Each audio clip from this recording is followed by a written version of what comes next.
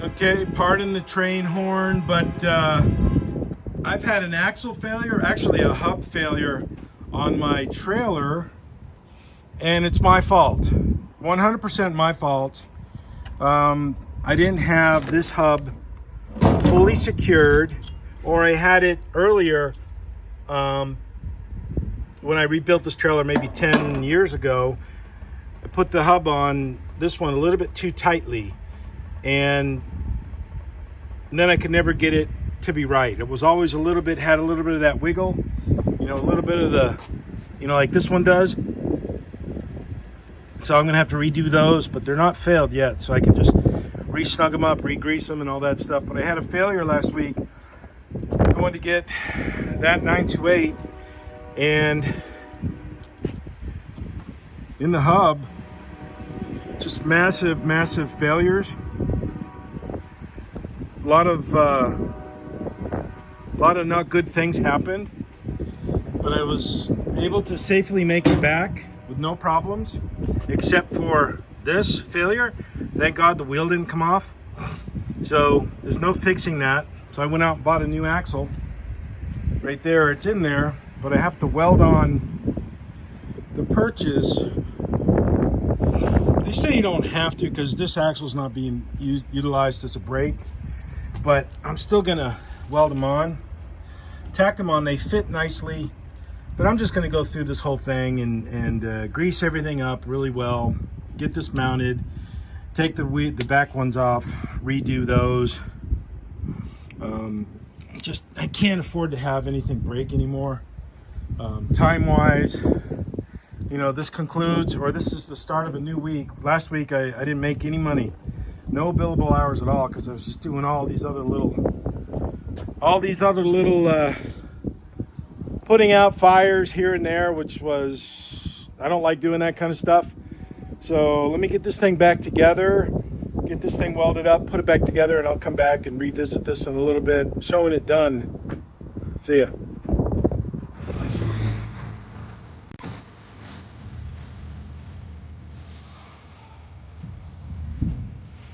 All right, well, I got the front axle done.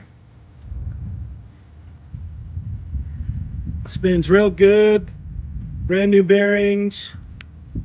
New hub on this side. The other hub is rebuilt. And the back ones, get new bearings tomorrow. Do a new seal, put those together. Then I'll grease all the leaf springs up. Put this thing back into service. And get it down and get this work done. Choose. Okay, where else but in Texas can you fill it for $1.59 a gallon? Really not many other places can you fill up at $1.59 a gallon. There's the price right over there.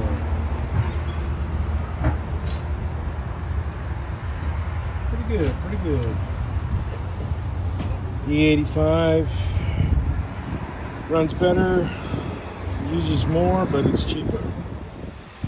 Good morning, everybody. I'm back at the working on the trailer on the very next day.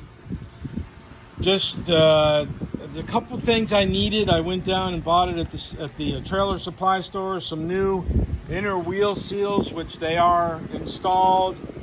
I cleaned up the inner bearings on the hub. Got all the old grease out. Installed brand new grease, red grease, into the bearings, pack the bearings. Okay, now I'm fixing to pack these brand new front bearings because I needed new ones. The original ones that I put in maybe 10 years ago were just bad. Okay, you just look at them, they were bad. These Castle nuts are reusable. Cleaned them up, put new races in for the outer. I didn't put races on the inner new races on the inner because I'm reutilizing the old bearings. Cleaned them up. They were serviceable. They weren't bad like the outer bearings.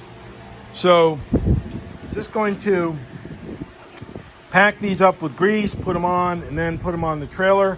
And I'll be back with a video at that point. Okay, choose. You know, trailer maintenance is no joke. It is neglected all the time. How do I know that? Because I am guilty of that.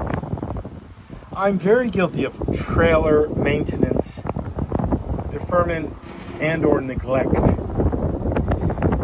Greasing up all these grease fittings, I haven't done in a very long time. And the brass bushings inside may be completely worn out. Wouldn't surprise me if they are, which I'll have to replace them. But in using my brand new DeWalt 20 volt electric grease gun, which is really a great tool, greased up all these grease fittings, and some of them were bad. And I marked it with a white X, changed out the grease fittings, and was able to well, it doesn't look like that one was, but maybe I'm going to have to do that one again. I don't think I did get enough grease in here because it's not poking out, so I'll have to do that again. But the main thing is, up in here, this little pivot arm, I forget the name of it. It's a special name for this little item right there. Equalizer bar or something like that. But up in here, there's a grease fitting up in there. And it was not seated correctly, properly, and it wouldn't tighten down. So I pulled it out, tossed it, tried to replace it with another one that is like right here, and replace it with another one, either a a 90 degree or 45 degree or 30 degree, whatever that is. But the threads right here, they're not it's not fat enough to fit in there.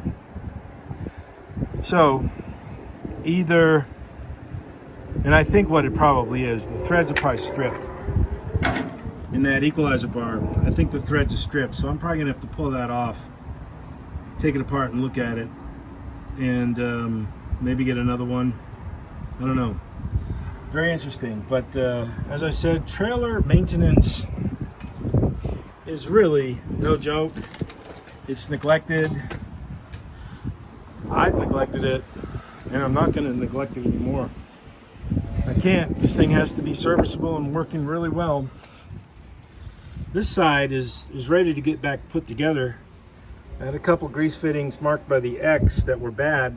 I changed them out, and I am getting grease to come through. So we're good. New bearings. The hubs are set at 0 lash, so I'm happy with those. Even though these caps that are designed to keep pressure in it, I don't think this is really a good idea for this trailer. But at the time when I bought it, I thought, oh, that's a great idea. I could just put grease in here. But what that does is it pressurizes the hub, which I'm not going to do. So they're on there now, so I'll just keep them on. But as I said, trailer maintenance is no joke. So the next big trailer maintenance thing I've got to do is on this one. Change out these 3,500 pound axles for 5,200 pound axles, but they have a 1 inch drop down, 2 inch drop down torsion bar axles. So those are going to be fun to change, and I'll probably do that pretty soon. So maintain your trailers, friends. One thing I hate about San Antonio is all the vatos on the road. Their trailers are junk, garbage. Fenders are all broken, crap falling off the trailers, and definitely the maintenance is not done on those things. But I'm kind of guilty of that too, but no more. So fix your trailers, keep them working good so the wheels don't come off and you don't lose stuff off of your trailer. Okay? Choose. Okay, I cannot finish up this little video series without actually showing one of the tires. Remember, this is a video about trailer neglect. Look at that. You can see the steel belts in there because the tire is coming apart through age, wear, neglect. And I put a lot of air in this one too, so that's got like 80, maybe, no, 75 PSI. So, along with the aforementioned stuff I've showed you in the video, you got to do things like tires. So I got to get a new tire. And then I went to pull the spare off. Very interesting. It's a broken something there, right? So let me show you what I rigged up years ago.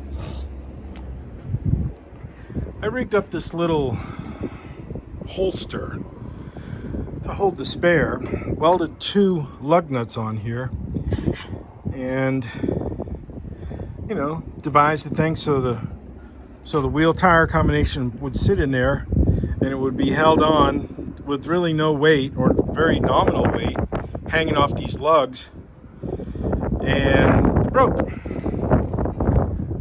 I didn't notice that until just now. Very interesting. So another thing to fix. So learn from me, learn from my mistakes. Keep your trailers fixed.